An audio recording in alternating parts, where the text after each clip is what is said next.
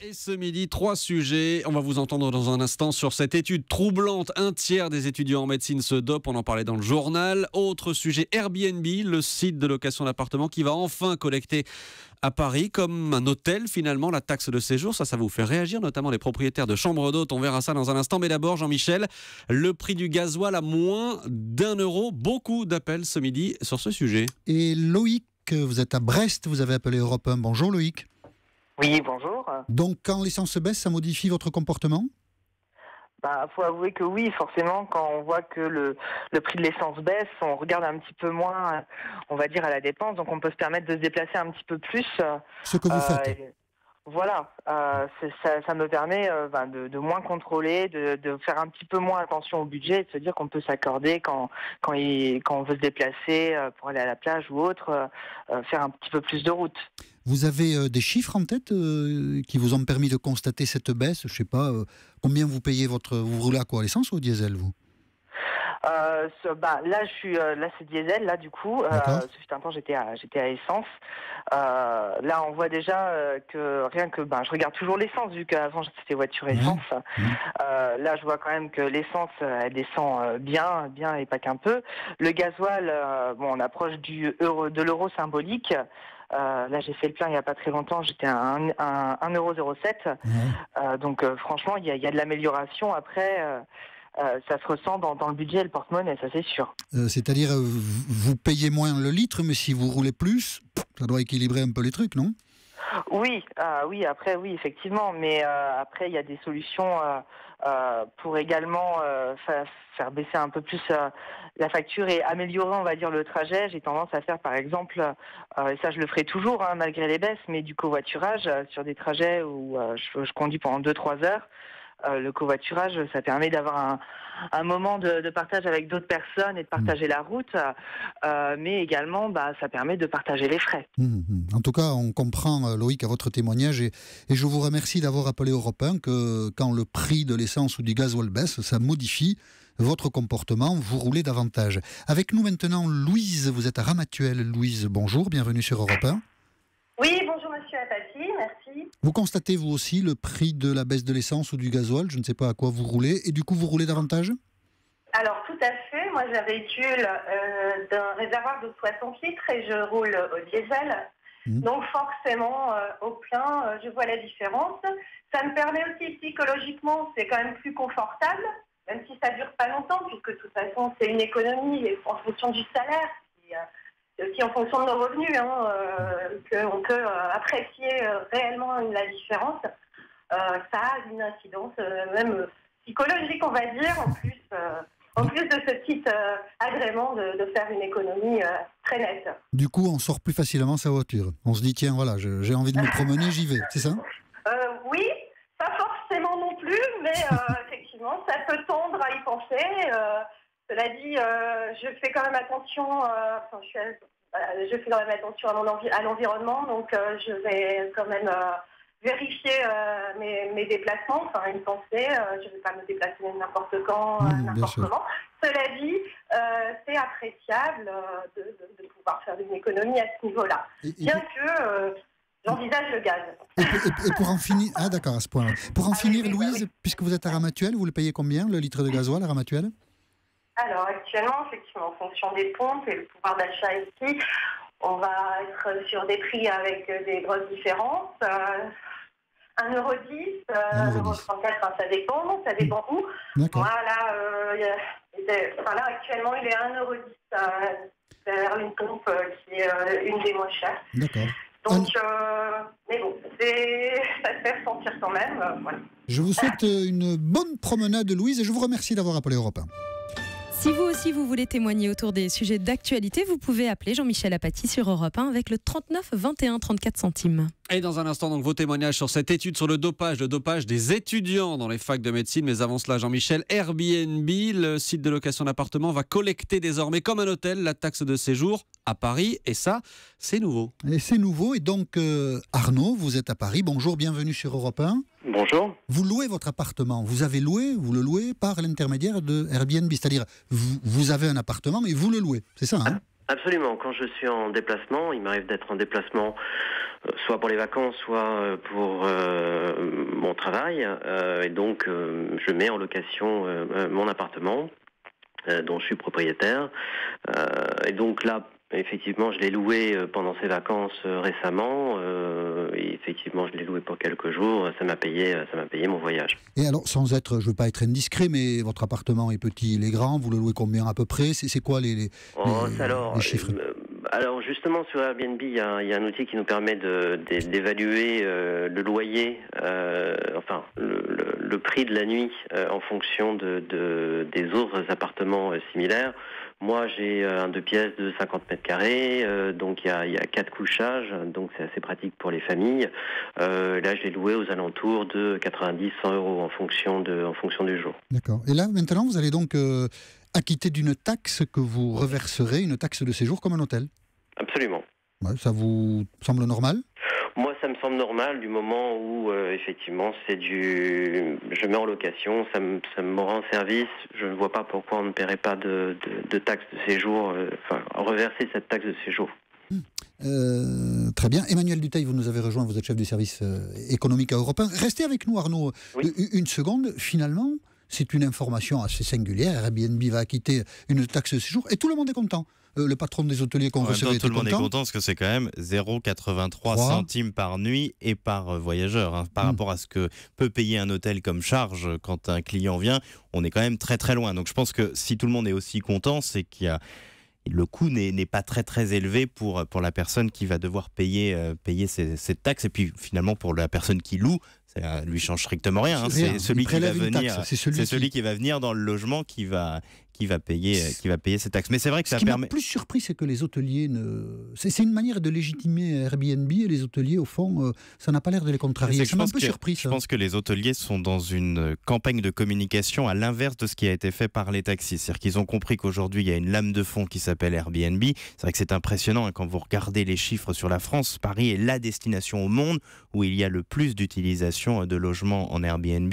Donc les hôteliers savent qu'ils ne peuvent pas lutter contre cette lame de fond et préfèrent donc du coup essayer de travailler à côté d'Airbnb. Donc je pense qu'on est plus dans quelque chose du domaine de la communication plutôt que dans le cadre d'une bataille frontale qu'ils savent déjà avoir perdu. Quand vous regardez les chiffres des nuitées au premier semestre à Paris, elles sont moins bonnes que ce qui aurait pu être pensé, principalement parce qu'il y a une augmentation très très nette d'Airbnb et ça commence même à toucher les branches de luxe. Le responsable de l'UMH Prestige, donc là la branche Palace, dit également, c'est le patron du Bristol à Paris, qui est l'un des principaux palaces de Paris, dit que lui aussi commence à être touché par une clientèle très très riche qui prend de très grands appartements avec des services de luxe autour. L'autre étape, elle sera peut-être plus douloureuse pour notre auditeur Arnaud à Paris qui est encore avec nous. Le fisc risque de dire maintenant à ceux qui touchent de l'argent, donc qui louent leur appartement et l'impôt, si la loi était respectée par tous ceux qui louent leur appartement avec Airbnb, ils doivent déclarer ce qu'ils ont touché. C'est la loi. Logiquement, on doit déclarer. C'est des revenus, donc on doit absolument les déclarer. Et c'est très très encadré, la location par Airbnb. La location principale, vous n'avez pas le droit de la louer plus de 4 mois par an. Et vous n'avez pas le droit de louer et de prendre comme ça un appartement et de le louer uniquement via Airbnb. C'est illégal, logiquement. Vous déclarez, Arnaud, vos revenus qui proviennent de cette location par l'intermédiaire de Airbnb?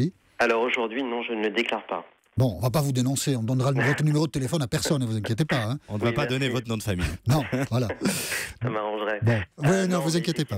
Si on doit se mettre en conformité avec la loi et déclarer ses revenus, pourquoi pas. De toute façon, je pense que d'abord, c'est toujours un revenu, quand bien même on doit reverser une partie aux impôts.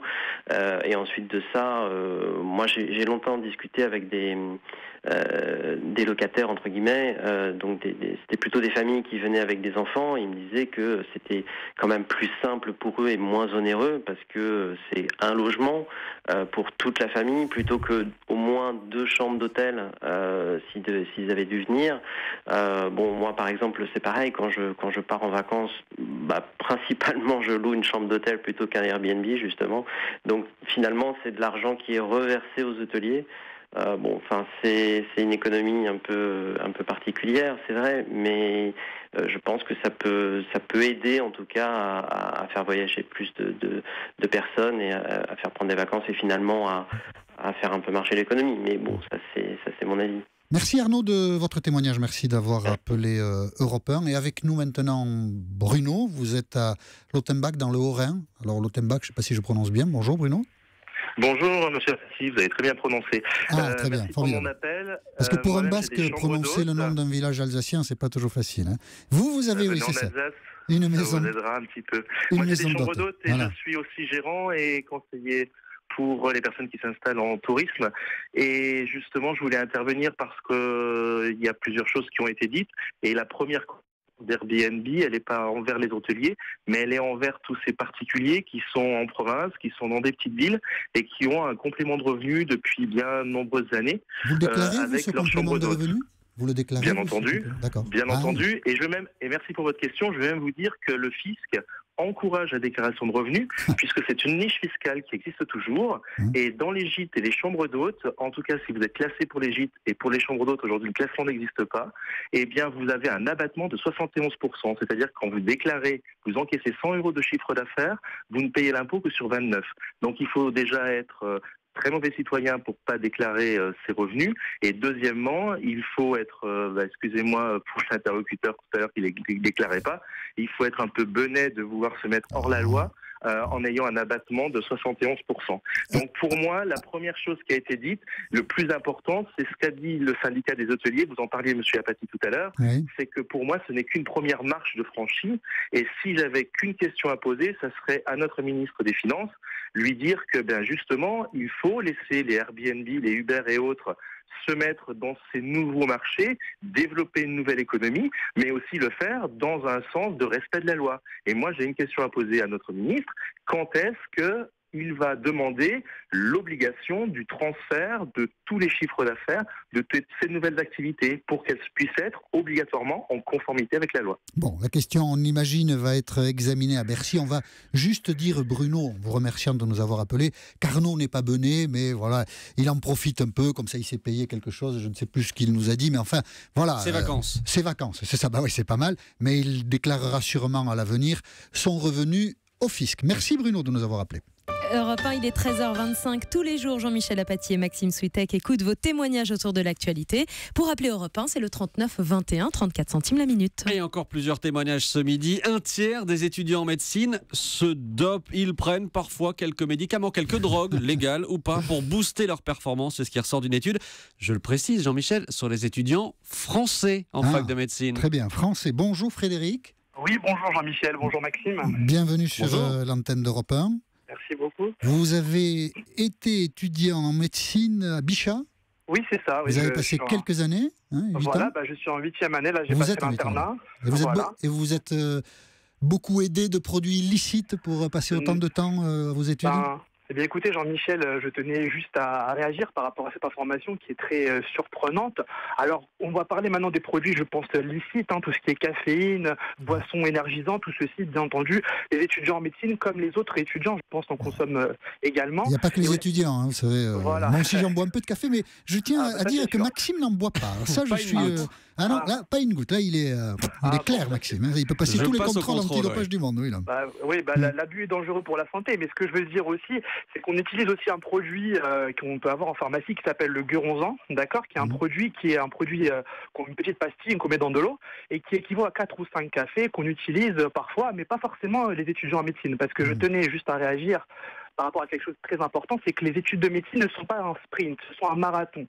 Ces substances qu'on peut utiliser, elles ont un effet de 2-3 heures maximum et en général, après, on est très très fatigué et du coup, c'est plus délétère que bénéfique, ce genre de substances. Après, en ce qui concerne les consommations illicites, des étudiants en médecine, en tout cas, moi, j'en ai jamais vu, en tout cas pas plus de stupéfiants que les études de la tranche d'âge habituelle, des 20-30 ans. Mais après, ce que je veux dire aussi, c'est qu'il y a des usages détournés de médicaments qui existent. Par exemple, on a un médicament qui s'appelle la Ritaline, qui est un produit en amphétamine qu'on prescrit aux enfants hyperactifs, qui permet de mieux se concentrer. Certains étudiants en médecine, je pense, l'utilisent, mais c'est pas du tout un tiers des étudiants. Et il y a une légende urbaine qui dit que ce sont les chirurgiens qui pourraient l'utiliser. C'est une légende, j'en ai jamais vu, j'en ai jamais entendu. On va dire que c'est une légende. Voilà. Maxime, voudrait-vous dire un petit mot Oui, simplement un chiffre, vous dites que vous n'en avez pas vu, mais simplement un chiffre, d'après cette cette étude, 5,2%, c'est précis, des étudiants en médecine auraient déjà consommé des drogues comme la cocaïne ou l'ecstasy, 5,2%. Voilà. C'est un chiffre. En tout cas, pas vous, Frédéric.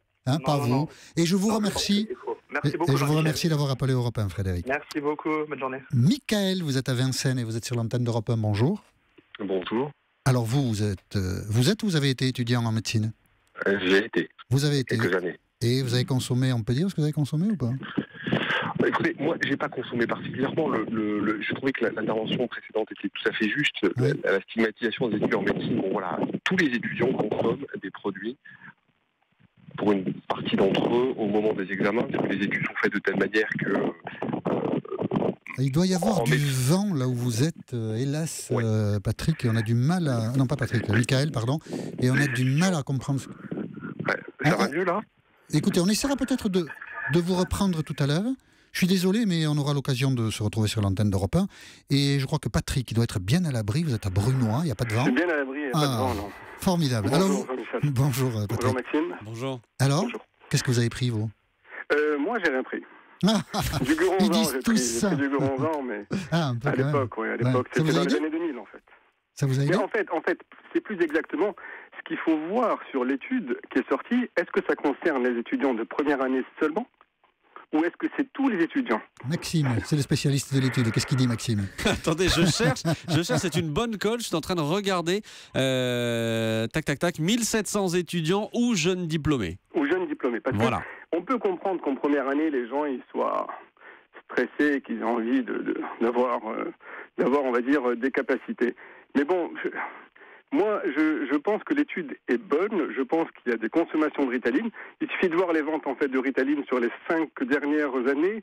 Semble-t-il qu'il y a une augmentation de 70%. Voilà, Donc, à mon avis, c'est pas sorti comme ça. C'est souvent, effectivement, la Ritaline qui est évoquée. Merci, Patrick, de nous avoir appelés depuis Brunois. Nous étions très heureux de vous accueillir tous sur l'antenne d'Europe 1 et on recommence demain. Europe Midi revient dans un instant.